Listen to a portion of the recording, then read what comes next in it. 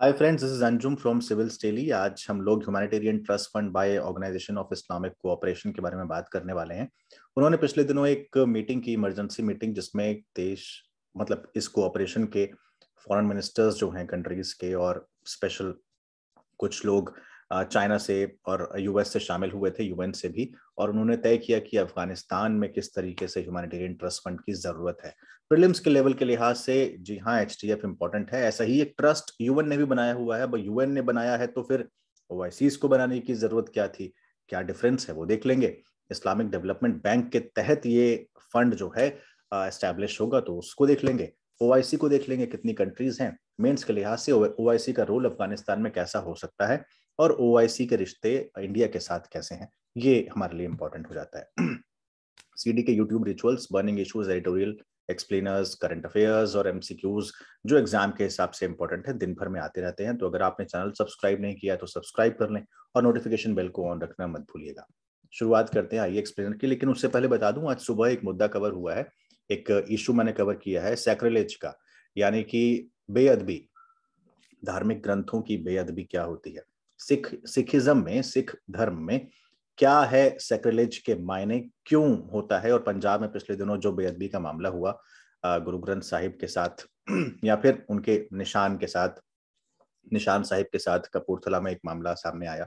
तो ये पूरा का पूरा क्या होता है, क्या सजाएं हैं और क्या क्या पूरे के पूरे प्रावधान है, ये मैंने कवर किया है। 5 मिनट का वो टॉपिक है, आप चाहें तो उसको देख सकते हैं।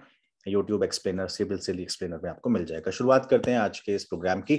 तो HTF humanitarian trust fund for Afghanistan, Islamabad में 30 फॉरेन मिनिस्टर्स और डेप्यूटी मिनिस्टर्स जो इस्लामिक कंट्रीज के थे, उनकी एक मीटिंग होती है, जिसमें यूएस के कुछ ऑफिशियल शामिल होते हैं, चाइना के, रशिया के, यूएन के शामिल होते हैं, और कहते हैं कि भाई एक दिन का कॉन्फ्रेंस इस्लामाबाद में इन लोगों ने किया और ये तय किया कि कोलैप्स होती हुई इकोनॉमी अफगानिस्तान की, उसको कैसे बचाया जाए। बिकॉज कहा यह गया कि अफगानिस्तान की बहुत बड़ी पॉपुलेशन अगले साल तक, अगले साल के मिडल तक जो है पॉवर्टी से अफेक्ट होने वाली है। तो वो कोलैप्स हो रही है वहां पे बेसिक सर्विसेज, उनको कैसे रीएस्टैब्लिश किया जाए। इसके लिए ओआईसीज ने ये तय किया कि भाई हम लोग एक वहां पर एक एनवॉय, एक तो भेजते हैं, स्पेशल एनवॉय फॉर अफगानिस्तान। तो उन्होंने वो अपॉइंट किया। उसको अपॉइंट करने के बाद ये तय किया कि हम एक ह्यूमैनिटेरियन ट्रस्ट फंड बनाएंगे, और वो जो एनवॉय होगा अफगानिस्तान में, वो हमें वहां की जानकारी देता रहेगा। ठीक है, तो ये एस्टेब्लिश होने की बात वहां पर हुई है। अब ये एचटीएफ है क्या? ये एसटीएफ एस्टैब्लिश होगा इस्लामिक डेवलपमेंट बैंक के तहत, जो कि कोऑर्डिनेट करेगा अलग अलग ग्रुप्स के साथ में। और इसके साथ पूरे मतलब एड एंड एडवाइस पूरा का पूरा ये ओआईसी उसको देगा, और इस्लामिक डेवलपमेंट बैंक फिर उसको चैनलाइज करेगा और अफगानिस्तान में हेल्प करेगा। ये बैंक और ये ट्रस्ट फंड, ये अफगानिस्तान को एक्सेस देता है कि आप फाइनेंशियल रिसोर्सेज का हमारे यहाँ से यूज कर सकते हैं और अपनी इकोनॉमी जो कोलैप्स हो रही है उसको बचा सकते हैं। ठीक है, तो इस तरीके से आपके जो बैंकिंग और बेसिक सर्विसेज है उनको बचाने का काम हम लोग आपको मदद के तौर पर करेंगे। मीटिंग ने इस मीटिंग में इंटरनेशनल कम्युनिटी को ये भी कहा कि भाई अर्जेंटली और सस्टेन ह्यूमैनिटेरियन एड की जरूरत है अफगानिस्तान को। तो जितनी कंट्रीज हेल्प कर सकती हैं वो करें, और बहुत सारी जगह पर अफगान रेफ्यूजीज रह रहे हैं, उनकी भी मदद जो है पहुंचाई जाए। इसी तरीके का एक फंड यूएन ने एस्टैब्लिश किया था, जिसको कहा गया special trust fund to provide urgently needed cash directly to Afghan. ये अर्जेंटली नीडेड कैश के लिए था। अफगानिस्तान में जो तालिबान का रिजीम आया उसके बाद ये स्पेशल ट्रस्ट फंड को करने के बाद कहा कि भाई जब से तालिबान ने टेक ओवर किया है तो फंड्स की वहां जरूरत पड़ेगी, क्योंकि अब नए सिरे से सब चीजें हो रही हैं। तो लिक्विडिटी इंजेक्ट करने के लिए अफगानिस्तान के हाउस होल्ड्स में इस तरीके की एक सेटअप किया गया यूएन के द्वारा, और जर्मनी पहला कंट्रीब्यूटर था इस फंड में, और उसने प्लेज किया 50 मिलियन यूरोज, यानी कि 58 मिलियन यूएस डॉलर्स के आसपास का। तो ये दोनों में अंतर है। इस्लामिक डेवलपमेंट बैंक के तहत जो स्थापित हो रहा, ये सेकंड वाला जो है, जो यूएन वाला है, वो लिक्विडिटी इंजेक्ट करने के लिए था। जबकि जो humanitarian trust fund for Afghanistan जो ओआईसी बना रहा है, वो हर तरीके की मदद के लिए बनाएगा, और उसने उसको देखने के लिए अपना एक इन्वॉय वहां पर भेजा है। और वो न केवल लिक्विडिटी इंजेक्ट करेंगे, बल्कि जितनी बेसिक सर्विसेज हैं वो भी वहां पर प्रोवाइड करवाने की कोशिश करेंगे और इंटरनेशनल कम्युनिटी से बात करेंगे कि अफगानिस्तान की हेल्प कीजिए। ओआईसी क्या है ये देख लेते हैं, बहुत जरूरी है, बिकॉज इंडिया के साथ ओआईसी के रिश्ते आपको मैं थोड़ी देर में बताने वाला हूँ।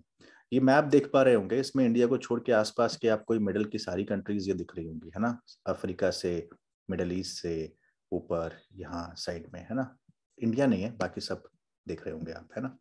तो second largest intergovernmental organisation है, याद रखिएगा, यूएन के बाद में, क्योंकि इतनी बड़ी ऑर्गेनाइजेशन कोई और दूसरी है नहीं यूएन के बाद जिसमें 57 मेंबर कंट्रीज शामिल हों।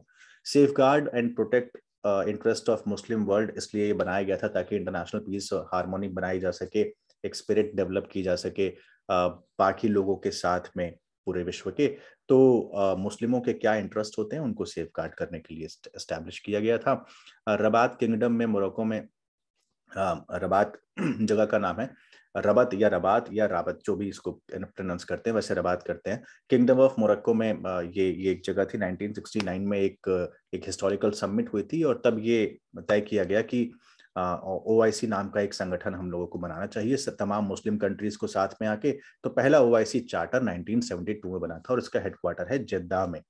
जेद्दा सऊदी अरेबिया में है, ठीक है, सऊदी अरेबिया में इसका वो है। और इसकी की बॉडीज में आता है काउंसिल ऑफ फॉरेन मिनिस्टर्स, इसलिए आप देखेंगे जब भी मीटिंग होती है तो फॉरेन मिनिस्टर्स शामिल होते हैं। जनरल सेक्रेटेरिएट, इस्लामिक समिट और अल कुद्स कमिटी, ये इसके वो है।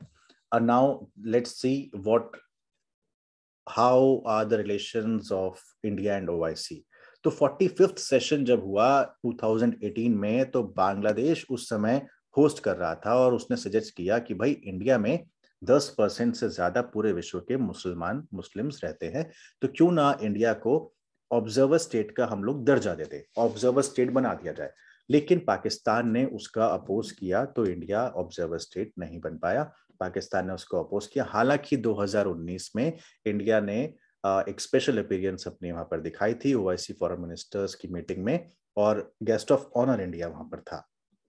ये पहली बार था जब पुलवामा अटैक के बाद इंडिया, इस तरीके के इनविटेशन इंडिया को मिल रहा था, और वो डिप्लोमेटिक विक्ट्री के तौर पर इंडिया को देखा जा रहा था कि पाकिस्तान के विरोध के बावजूद अगर इनविटेशन मिल रहा है और इंडिया अपनी अपीयरेंस वहां पर दिखा रहा है, तो ये पाकिस्तान का जो पुलवामा अटैक था जो हुआ था अपने यहाँ, उसके बाद ये पहली बार इस तरीके की बड़े मंच पर जीत के तौर पर इसको देखा गया था।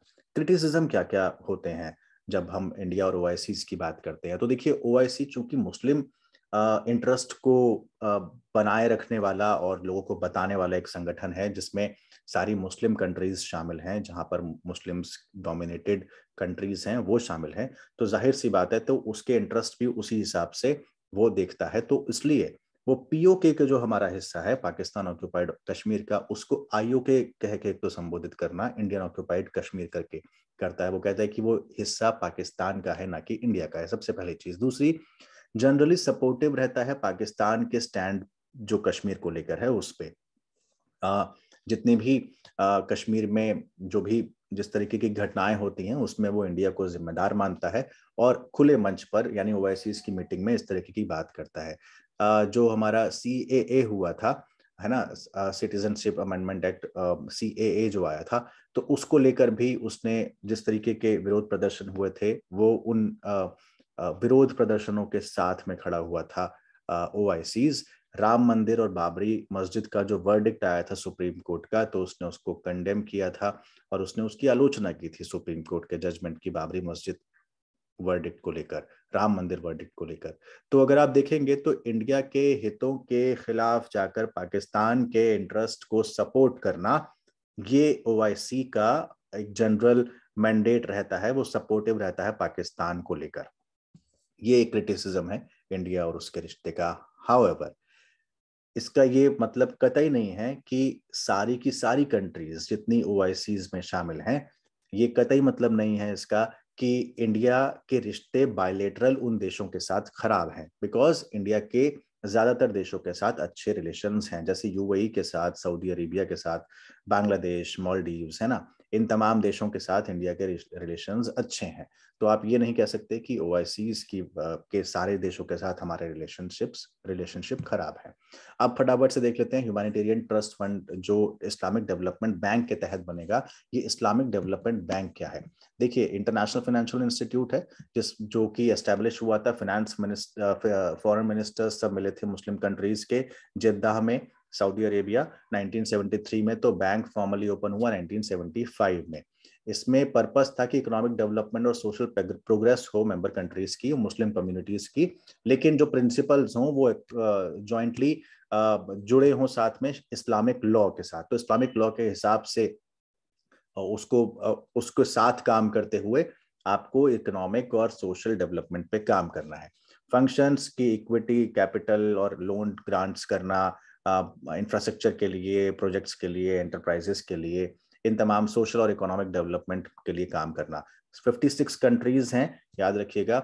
मेंबरशिप की जो कंडीशन है वो बहुत इंपॉर्टेंट है। इसकी मेंबरशिप की कंडीशन ये है कि a prospective member country should be a member of Organisation of Islamic Cooperation, यानी ओआईसी का मेंबर होना अनिवार्य है, जरूरी है, तभी आप इस्लामिक डेवलपमेंट बैंक के मेंबर बन सकते हैं। और साथ में बैंक की जो कैपिटल है उसमें आपका कंट्रीब्यूशन होना चाहिए, आप कंट्रीब्यूट करेंगे and will be accept such terms and conditions जो कि आईडीबी, इस्लामिक डेवलपमेंट बैंक के बोर्ड ऑफ गवर्नर्स जो डिसाइड करेंगे, आपको वो मानना पड़ेगा। उसमें एक कैपिटल में कंट्रीब्यूशन करना पड़ेगा उसी कैपिटल में, और आपको ओआईसी का मेंबर होना जरूरी है, तभी आप इस्लामिक डेवलपमेंट बैंक के मेंबर बन पाएंगे।